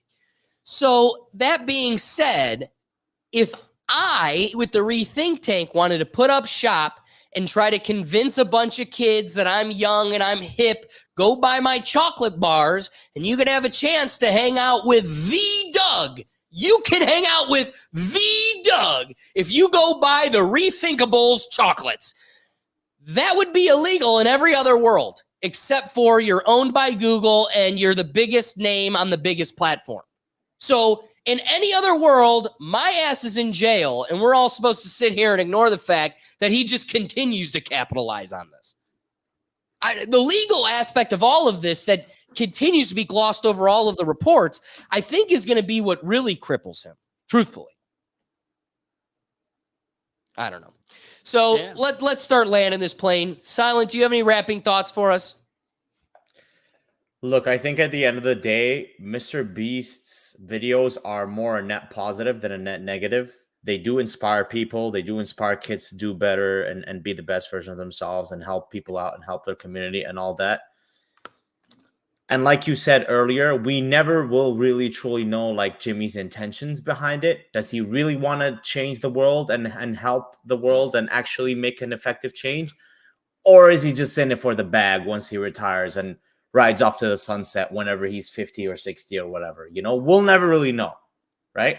He's spoken about this multiple times on podcasts extensively, but like I said, we only kind of know what he shows us or what he talks about on camera. We'll never really know his true intentions. But I think at the end of the day, and to wrap it back to him being canceled and all that, I think Mr. Beast's going to be fine. I don't think he's going to be canceled. Like I said earlier, he just had a friend who was shitty, and he knew about it clearly, and there was evidence and receipts that he knew about it, and that's why he had to take action. And at the end of the day, had he not been caught like that with the receipts, he probably would have just kept his best friend on, just as we said, because it's normal humans. That's what we do. A lot of us have a lot of friends that are shitty that we probably shouldn't talk to, or we probably shouldn't hire in our multi-million-dollar international company. But we would probably do it anyways. And I think to say that you wouldn't is just a straight lie. You know? I mean, that's fair. I definitely dread the day that Brian's sock situation comes to surface, because I do think I'm going to be in a world of hurt. But you're going to have to fire him. Brian, you got a spot here. Mm-hmm. Oh, no. I appreciate that position, but when it comes to my wrapping thoughts, I don't think this door is completely closed until we know exactly what's going to be released. There's going to be more. With Dog Exactly. I That's think right. That's right. if Yeah. him saying he has the smoking gun, that's really going to tell us. But I also want to say, I think we have enough here that it's going to slow him down. Do I think it'll cripple him and crumble the house of cards? Probably not, because he's built the literal biggest platform possible on human earth. And again, in human existence, Caesar, even the Mongols, there has never been a leader that has had this much of a platform across the globe as much as Mr. Beast or a Joe Rogan or a Tucker or whoever. Pick them. Today, with today's technology, humans have never had such a huge platform, and he has the biggest. The biggest. That says it's going to be really difficult to bring it down. However, we need to know what's in his heart. We'll never really know. Only he will know. But I also think he does enough practices. The chocolate bars, one of the videos I wasn't able to get ready for us today is he does ads in the middle, like literally in the middle of his video, and he tries to embed them in the competition while the show's still going on, so you don't really skip them. Well, people are still skipping them. So he has done a skip bar along the bottom that goes really, really quick, and it makes you feel like, okay, this ad's going to be super quick. I'm just going to listen to it. But it goes super, super fast until it gets to the end, and then it just like crawls. So he does marketing schemes to play his audience, because he doesn't really give a shit about his audience. He only really gives a shit about what he can get from his audience. And it might be because what he gets from his audience, he can do a lot of good, but really the hyper focus is exhausting whatever we can out of this audience I've built. I appreciate up until this point, his content is truly enjoyable. You could put it on, and anybody of any age will enjoy it, whether it's my mom, whether it's my sister. You could put a kid in front of it, and it's safe. In a world where sick people are making YouTube videos of Elmo smashing glass bottles and doing drugs and those types of things and catering it for children and that whole YouTube debacle, in a world where those people exist, a Mr. Beast is good. And I can appreciate what he does for the youth and what he does for the community. But that all being said, I don't think this is a forget about it and move on thing, because it started with Chris Tyson, but it seems that there are significantly bigger hurdles coming out of the woodwork, AKA we're projecting the sins of Chris on you because we're showing that you knew. A lot of the practices within your company, if it is proven that even some of those gifts were not given out, the credibility of his platform is void. I mean, when you say, he's been really blowing up over the last 6 years. Well, if you go back like 4 years ago where he had, a few million followers, he's huge. He's huge like Good Mythical Morning or any other show you listen on YouTube. But he isn't, or Smosh, but he isn't a YouTube god yet. He's just big. And at that time, one of the things that really helped him blow up is he had tons and tons of videos of him on the street going, you're Mr. Beast. You following me? Show me you're following me. And then he'd give him $1,000 right there. I, honest to God, 4 years ago, wasn't totally loving his content, but I kind of enjoyed it. It was one of those like, I'm following you just in the off chance I run into you somewhere in this world. And when we're in college, that was a much better chance that we might run into him in a college town. Well, I wasn't in college when I saw Mr. Beast 4 years ago. Unfortunately, I'm significantly older than that. You're right. 4 years ago. That being said, we old. But that being said, you got to follow out of me in a world where I otherwise wouldn't. And I got to imagine there are masses that did that. Just in the off chance I might get $1,000 because I ran into you on the streets or whatever. So he did a great marketing scheme that blew him up, but also that was the crux of it all. Every step he took to get to those heights was giving out these gifts and giving back to the program. Well, if we find out any of those gifts, let alone a significant number of them, were falsified or never given, I think he's crippled. And honestly, the last piece, I don't think he will easily evade the legal aspect now that attorneys and legal minds are truly directed to it. They're watching. I think people had a mind to it, but were ignoring it or weren't consciously computing it. But when the system is forcing legal philosophers and legal minds, hey, this is an illegal lottery, this needs review, I think very quickly, once the law's involved, it changes the whole dynamic. You're not worried about being canceled and winning over the hearts of your Twitter followers anymore. You got a judge in a courtroom that doesn't even know who the fuck you are, and you got to convince her you didn't put on a lottery for children and taking advantage of children. Doug, wrapping thoughts. Just go off of the lottery point there. We had that same argument in Ohio and cross country with the Queen of Hearts. You know, Right. like they were like, oh, that's illegal gambling. They're like, no, we're not taking any of the money. We're just getting people to come in, buy our drinks, and be a part of this. And he is taking the money. He's taking your money for the chocolate Well, bar. and that was the difference for all the bars doing Queen of Hearts is we're not making any money. You're coming in, buying drinks. We're making money off of you being here, but we're not making any money off of the actual act. Whereas selling a chocolate bar for your chance to be featured in my video, that's a That's a lottery. How we have the classic Pepsi case. Everybody remembers if you The Harrier Jet? yes, Oh, if I you love turn that in show enough, on Netflix. this is all law schools will talk about it. Everybody go watch the documentary. The documentary is great. Actually, it made me I like Pepsi more than Coke. Maybe a hot take there, but it made me question Pepsi. I was like, really? Like this dude found the loophole in your system. Even more so, it made me question the government. Like, what are you doing protecting your big brother corporation when the law clearly is on the side of this guy? Like, it very clearly And as is. long as So the- let's explain the legal situation. Because for those that don't know, Pepsi did an ad that said, if you give this amount of bottle caps or It labels, was like 1 million Pepsi points. well, or no, something. it was if you give X amount, you'll get a bike. If you get this amount, you'll get a car. If you get this amount, you'll get a trip to Puerto Rico or whatever it is. And the last frame of the commercial is if you get 100 trillion, labels, Whatever we're number. going to give you a Harrier jet. And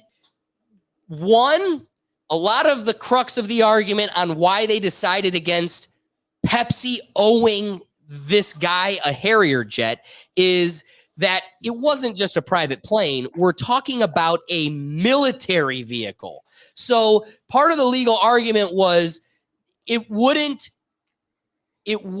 be normally anticipated that this was an actual offer for exchange. That's that what they this was say. so hyperbolic and so extreme that any standard regular person would be able to take it as satire.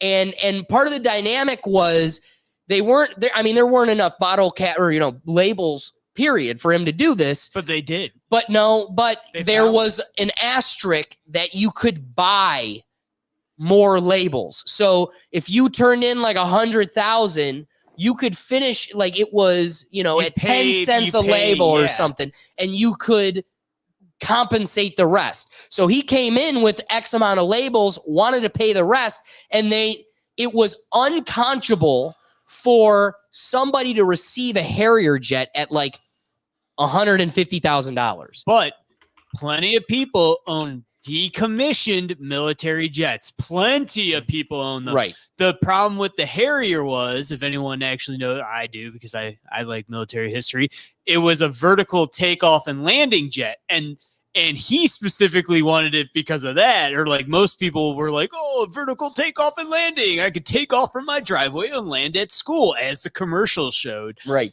Problem is, though, like that he could have owned that jet, but that, along with every military feature, would have been stripped out of it. It would have just been a normal jet. Like, it would have taken off as a normal jet. You can absolutely own a Harrier as a normal jet. You can't own it as a vertical takeoff and landing jet. Right. Well, so that being said, I bring up that one instance to indicate that, like, selling Feastables for an opportunity to be on the next Mr. Beast episode or to get a car isn't an illegal lottery just as much as McDonald's Monopoly game, like buy enough French fries and you can like these things go on a daily basis. The corporations have been playing these games. It's just, where is this line with Mr. Beast? It isn't, if it's just buy Feastables, you could win this thing. That's not as much of a lottery as much as it's, again, we need to wrap up the show, and I don't want to get into the legal quagmire of why. That was just a good topic to go off of. People watch the documentary. It's pretty good, actually. But I do think this has cracked the seal and opened the door to a significant legal investigation that I don't think will cripple him, but will definitely. It will set a precedent because Yes. that Pepsi thing did change how people advertise. Like I said, law school classes are studying this on an annual basis. This is a part of the curriculum. But will they actually hold him accountable? I doubt it, because of his profile, I guess, but like this will set a precedent. I think they will probably come out with new advertising laws, just like they did after everything, just like the woman who burned her with hot coffee. They now have to put on there caution hot. Like, this is going to be something that triggers something. So that all being said, don't do it. Don't do it. All right, Brian, wrapping thoughts. I think performative donations, for the most part, are good. Case by case, though, I mean, you can't really just say like they're all great, because some of them do take advantage and are scheming, especially where they're actually not giving anything and they're doing fake lotteries and all that. I don't know, like Steve will do it. He goes around and just hands people like wads, thousands of dollars in cash, or he'll be like betting. A lot of them, he'll be in a casino and he'll just be like, whatever I win, I'll just give to the first person I see.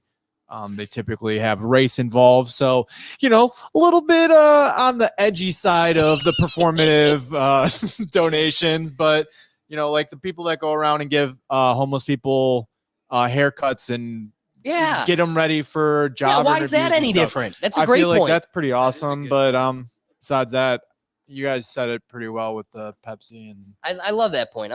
So, guys, thank you for joining us. I appreciate everybody that's been diving into the comments here. We've been watching them stream in. We appreciate you adding another dimension and element to the dialogue here. First, before we close it out, let's bring in Silent. Silent, thank you for joining us. Where can they find you? Thank you guys for having me. I'm live every single day, kick.com/silentdestroyer. Hey, cheers to that. Bless up. Catch Silent again next Tuesday. Silent. We go live across the platforms every Tuesday at 7 p.m. So catch us here or wherever you're streaming us. But Brian and I also have a live show on Sundays. We go live every Sunday at 9 a.m. Unfortunately, this weekend, though, we have a golf tournament for all of us to win. We're all going to Michigan to catch that bag. So this Sunday we won't be here, but you could catch us next week and the weeks following. But don't miss out on a strong weekend to start your Sunday morning without us. There's plenty of episodes in there. The last one was a real blast. Whether we're talking about sport, it's just internet videos like Tosh.0. Kick back, have a cup of coffee, and enjoy some laughs with us, because the internet is a wild place. So get a little bit of a palate cleanser and a break from all this intense commentary and kick back and enjoy some laughs. But if you're wondering where you can find all of our different content across the platforms, you can find it in one central place. It's at our website at www.rethinktankpodcast.com. So be sure to dive in there. And otherwise, guys, we'll catch you next week. Peace.